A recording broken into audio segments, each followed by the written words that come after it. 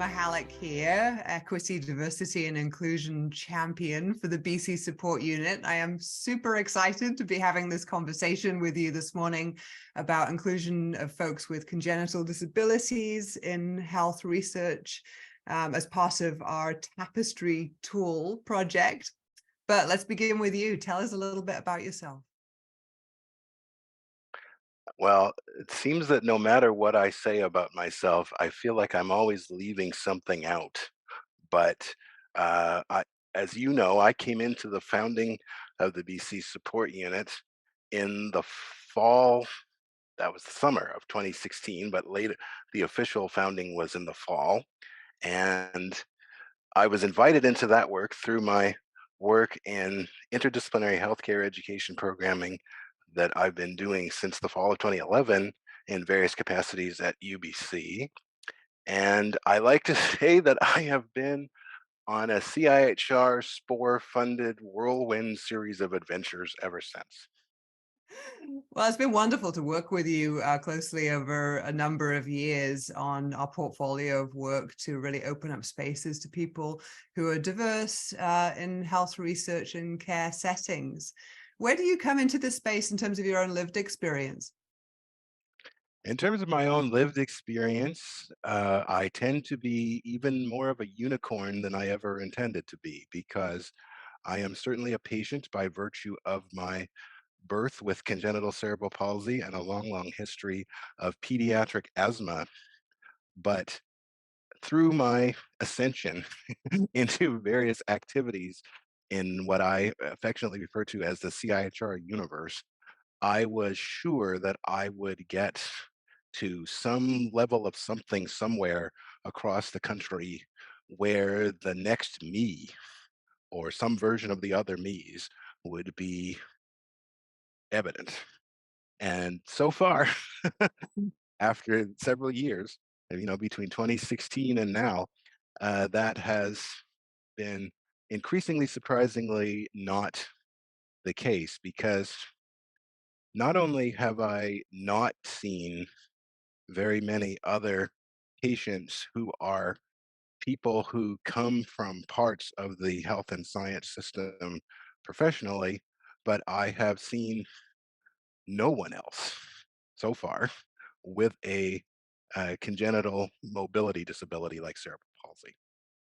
Interesting.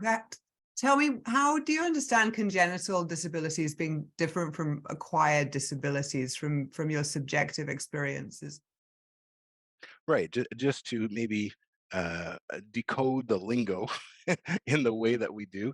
Congenital just means a condition that you're born with, as opposed to an acquired condition, which, as the name implies, is something that you acquire later on through an injury or something like that. Thanks for putting that into clear language for me. Do you think there are differences then in terms of the way we create more inclusive health research and healthcare spaces for people with congenital disabilities versus acquired disabilities? I do think that there is an important distinction there, and I think that as the practice of patient engagement has evolved, one of the things that I think has remained understudied is the difference between engaging with people with congenital conditions as opposed to acquired conditions. Because demographically speaking, the landscape of engaged patients in the health and science system seems to be heavily dominated by retirement age women with this or that acquired condition, to the point where even men often can be considered an engagement minority in this space.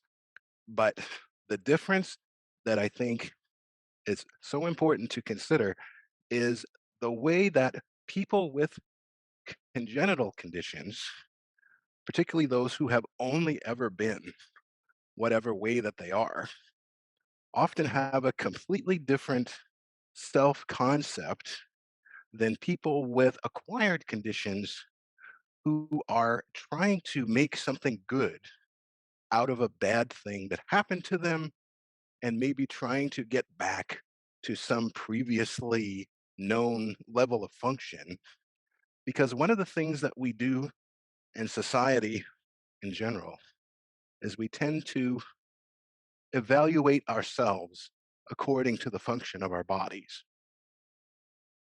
And I think that because people with acquired conditions are just trying maybe to give back to a health system that has benefited them, or they're trying to make something good out of a bad thing that has happened, I think that that makes them particularly easy to take advantage of.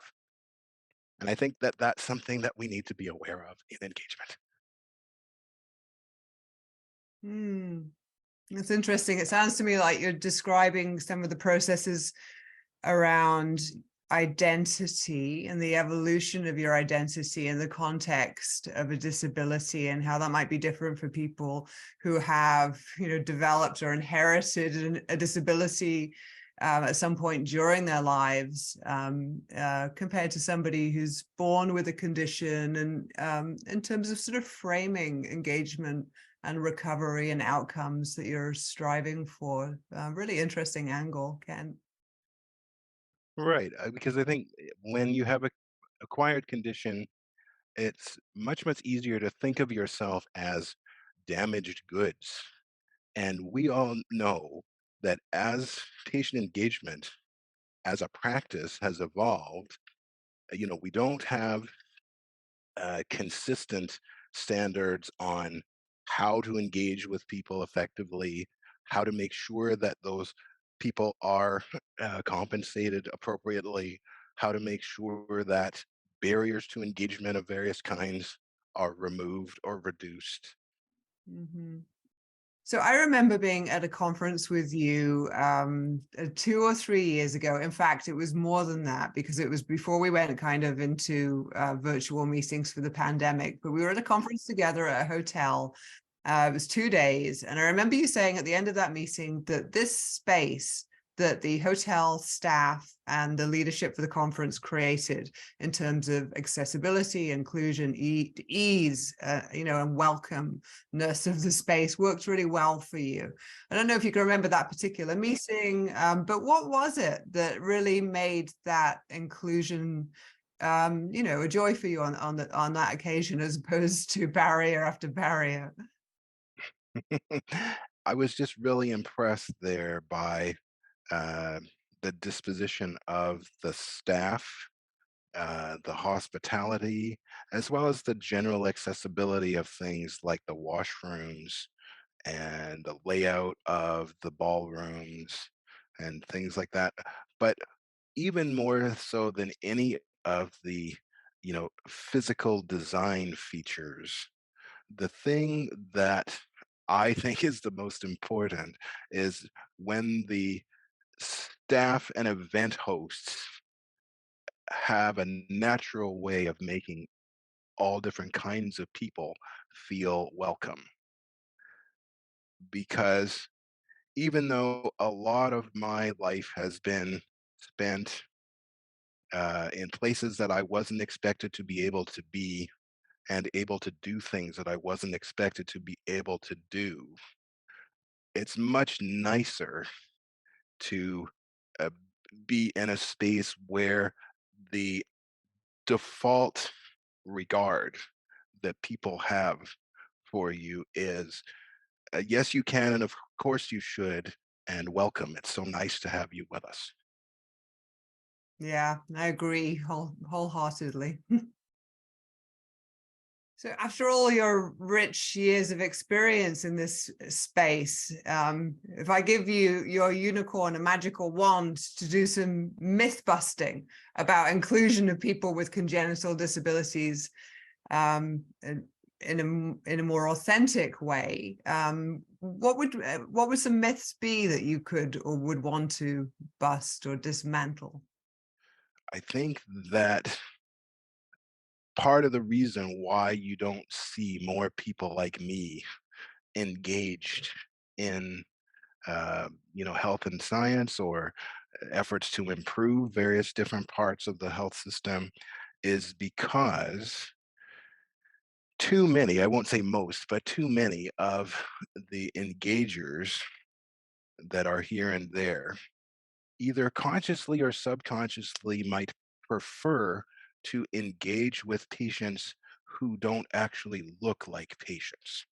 Because when because when somebody looks like a patient in a mobility sense, not only do you have to think about, okay, what do I need to do to accommodate them, but I think that sometimes it's just easier for people to forget that patients are patients, because then we don't have to think as conscientiously about our responsibility to them. Mhm. We're clearly at a point in time where we're all heavily focused on equity and diversity and inclusion and the creation of authentically inclusive spaces for folks, from very different walks of life. What do you think? And I think it's also important to remember the issue of intersectionality, because for me, I am also a biracial person of color. And I often say that I have, for better or worse, lived an almost entirely racism free life, at least in terms of conscious racism, because sort of in the hierarchy of acceptable marginalizations, disability has been much easier for people to discriminate against, to discriminate against when uh, they're looking for some sort of discriminatory leverage than race. Ironically, my only conscious experience of any racism has occasionally come from other people with disabilities. Mhm.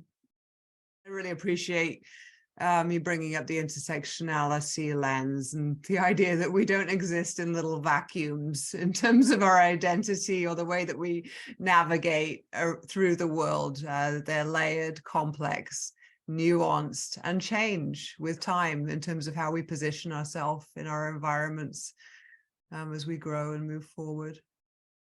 So, Ken, if somebody with a congenital disability is listening to this podcast, maybe thinking about engaging in health research, what would be your top tips? What would you say to them?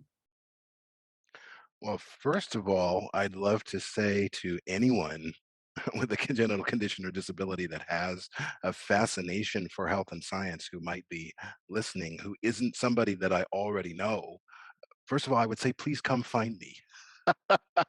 because because I would love to network with those people. I would love to find out where they are on their educational journey. I would I'd love to know, what we might be able to do in terms of helping to remove barriers for them or to catalyze possibilities for them in a way that so many years ago was maybe not so easy for me, because although there are still many things that are not as easy as they should be, I would like to believe that, particularly when we have the power of collective effort, that things are at least easier than they might be. Allyship. Indeed. Okay, well, I'm just so appreciative of being able to add to our understandings of different experiences of disability, and to add, one more lens and window into our Tapestry tool created to support inclusion of more diverse folks in health research. I'd love for these conversations to continue, Ken. I feel like we're just scraping at the surface of this one. So perhaps we could come back to future conversations over time as well. I would really enjoy that opportunity. Oh, my pleasure. Yeah, yeah, my pleasure. I think that the thing that I would just like to leave everyone with is that as engagement again continues to evolve, uh, let's continually ask ourselves the question of who's not at the table, why are they not at the table, and what can we do to smooth the way to a seat at the table for them. Well said, Kent. Thanks for closing with those powerful words. Thank you.